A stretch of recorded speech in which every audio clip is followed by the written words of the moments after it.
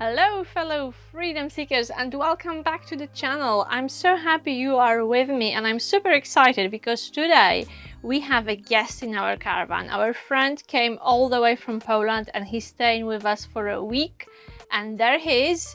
So you can believe me, there he is. Here is Piotr, our friend who came for his holiday. Yeah, holiday in North Devon, why not? So he's been staying with us for a week in our caravan. So there are three of us, three adults and a dog in our camping trailer. And today I'm going to share realities of three adults, living in a caravan, sharing tiny living space. And I will tell you how we worked it out, how we manage to be together in a tiny space and not kill each other for a week. There are a few surprises waiting for you, so I hope you will tune in and you will watch till the end. Give me thumbs up, and thank you if you're a regular viewer. If you came back to us, brilliant. If you are new, hi, my name is Kat, and I'm going to share all the secrets of three adults staying in a caravan together.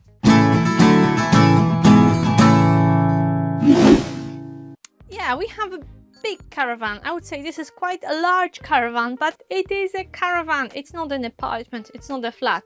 So space is very limited, and the first thing we organized for Pete before he arrived, it was his bed and his space and his do not touch me zone. So this is his bed where we normally have our dinette and our table where we do live streams. So this is now a bed. This is a single bed with super extra cool bedding, which I borrowed from my nephew. We were worried if Pete is gonna fit here, if this bed is too small, too short. Luckily, it's big enough for a guy who's 6 foot tall, so that's absolutely fine.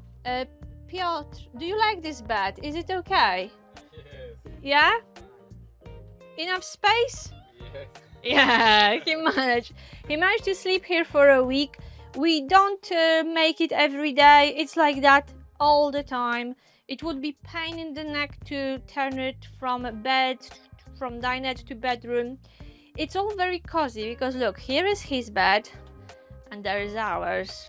At the times when all of us are in, like now in the afternoon, it's raining, it's quite cold, we are all in. We don't have much privacy, really. We don't have much privacy at night, which sounds a bit inconvenient, really, if you are a couple, but hey ho, we do it for friends. We managed to share our tiny living space with our friend and we survived. I have to say we've been quite creative with Marek over the last few days.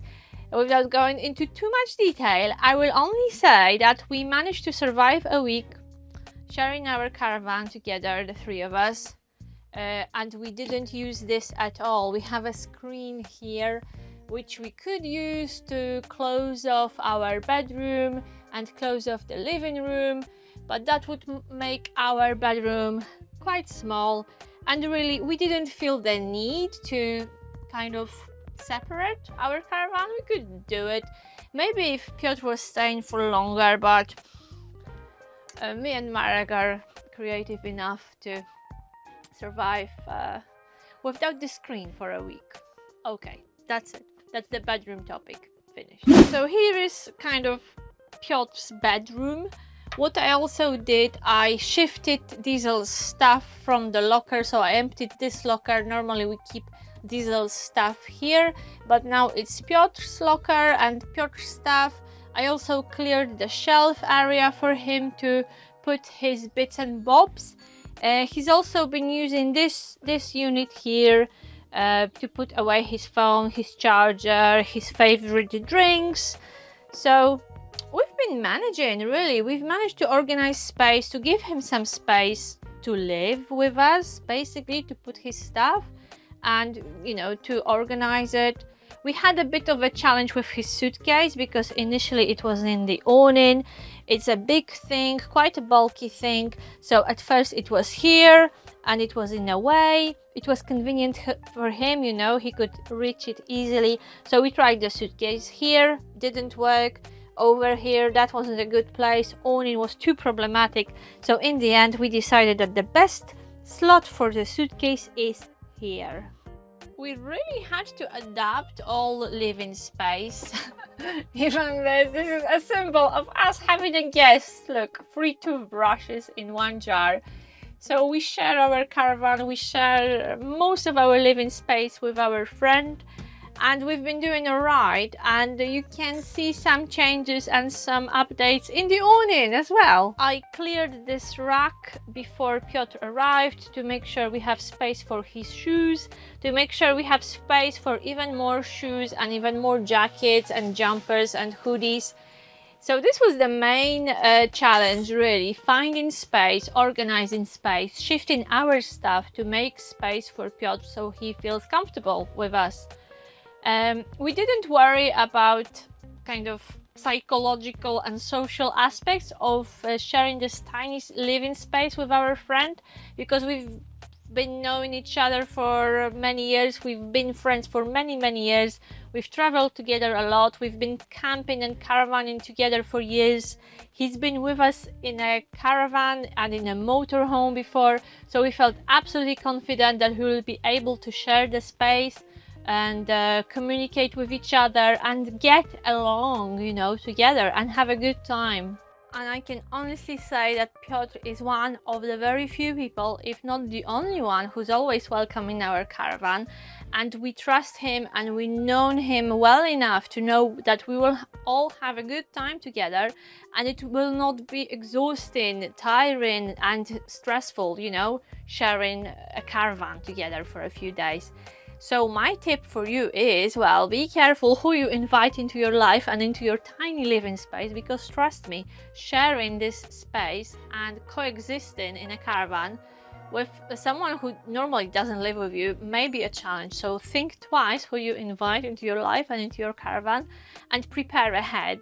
Make sure they can fit in the bed, that the bed is big enough and long enough, and prepare space for them, because in a caravan space is very limited, and to live comfortably we all need space, we all need privacy. And even if it's a bed, even if it's a tiny bed in the middle of the caravan, this is his space. That's where he can hang out, that's where he can relax. So we sacrificed our table for a week. We love our table. We love sitting here and looking out of the window. But we thought, okay, our friend needs space. He needs a bedroom. He needs a do not touch me zone. So we've given up a table for a week to give Piotr a bed. Let me know if you have experience of sharing your caravan, motorhome or a camper van with a friend, whether it worked or not. Did you make a good choice? Did you kill each other? Did anyone get hurt? Let me know if you have experience of sharing your tiny living space, or maybe your home on wheels, with the third person or maybe the second person. How did you adapt? How did you get on? Was it a positive experience? Would you do it again or not? Let me know in the comments. As you can imagine, there isn't much privacy when it comes to using a toilet. And I have to say that Piotr, being a really kind person, being a real gentleman, he's been trying to use this toilet as little as possible. Hardly ever, really. And he sacrifices himself. And he usually goes to the shower block because, well, probably one reason is privacy. And for someone who doesn't live in a caravan full-time, using such a tiny toilet in the middle of someone's living room really may be a challenge.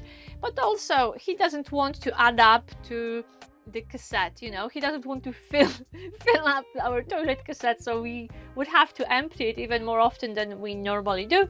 So I have to say thank you very much for being so thoughtful and considerate, Piotr. Over the last week, we didn't have to empty the toilet cassette more than normally. So this is something to consider as well before you invite a guest into your caravan. Yeah, so we are super lucky because our guest is perfect. We've had an amazing week with Piotr. We've been doing a lot of sightseeing. We've been doing a lot of really nice activities. We've been working with Marek, but we managed to squeeze those outings, going out, having bonfires on the beach, having some lovely walks. We managed to squeeze it all in because we wanted to give Piotr a good holiday. It's been exhausting, but it's been positively exhausting. We are positively recharged and revitalized. and it's been brilliant. So we travel to break away from routine, to break away the cycle, to experience something new. But I have to admit that hosting friends, hosting people is very similar. So we've been really refreshed. We haven't slept much over the last week, but we've done many things which are good for our soul, which make us happy. We've had amazing company, and it's really, I feel like I'm traveling because we have a traveler with us. We are hosting.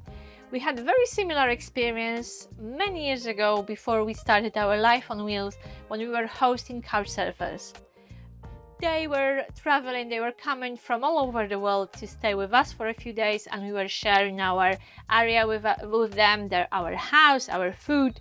We've been entertaining them and giving them a tour, and it's just so good. So it doesn't matter if you travel or if you host. I find it equally refreshing.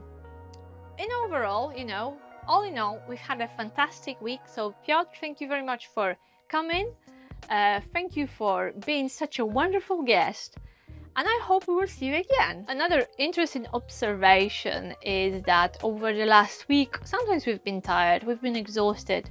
Work's been busy, time after work's been busy. Happy, but busy, very active, very full. We started to miss our daily routine sometimes, and we realized how our daily routine is ingrained, to what extent really we are our habits and what we do every day. So we had to adjust. We've given up on some activities really, because we wouldn't have enough time to do what we normally do and spend time with Piotr. So we are looking forward to going back to our daily routine, and that's another huge advantage of having a guest. You break your daily routine and then you are ready and you're looking forward for getting back into it, which makes me really happy and super grateful, because it means that we've built ourselves a lifestyle which really suits us, and our daily routine is as great as spending a week with the best friend. You have to forgive us that Piotr hasn't spoken much in this video. If we were making this video in Polish, he would be yapping all the time and I would have no chance to say a word. But hopefully next time when we meet, your English will be a bit better. Yes, of course. And you will speak more. Definitely. Definitely, zdecydowanie, definitely. So those of you who've been visiting us in our caravan over the last few weeks and months, we've been sharing this book with you, the photo book. So here's the famous friend and the famous person who gave us this book. So many of you have seen it. It's a photo book.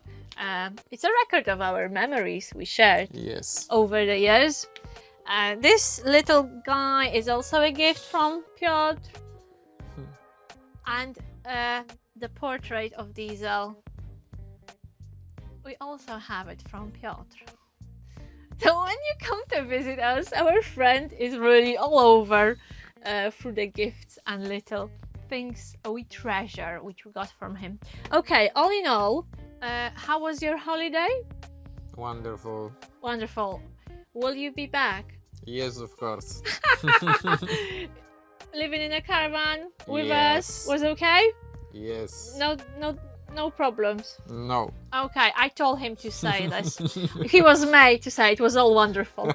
Okay, so we've had a fantastic week, and I wish you all, and I hope that all of you have at least one friend you are happy to invite into your caravan or your motorhome, because it means a lot.